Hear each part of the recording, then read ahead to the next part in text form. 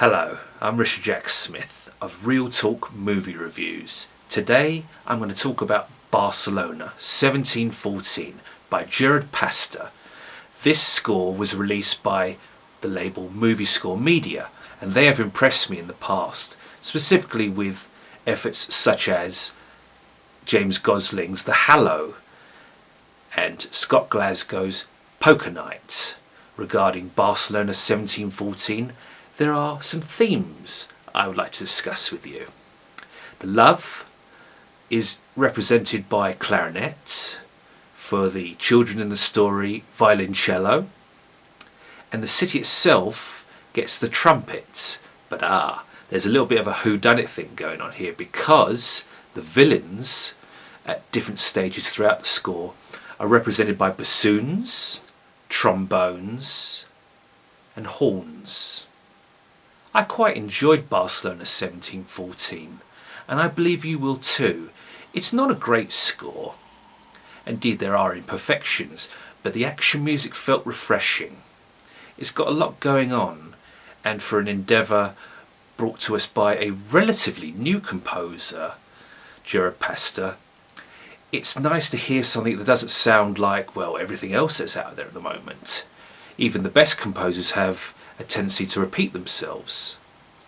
I'm looking forward to what Pastor brings out in the future, for this feels like mostly a beginning, an exordium, and for that reason I think Barcelona 1714 should be listened to again, and I definitely intend to do that at some point in the future. It's an attempt to shed light via a classical sound on this conflict, and I have to admit there was hardly a dull moment to be found in any part of it. I appreciated Pastor's sophistication, his clarity of line, how he obviously knows the ins and outs of an orchestra.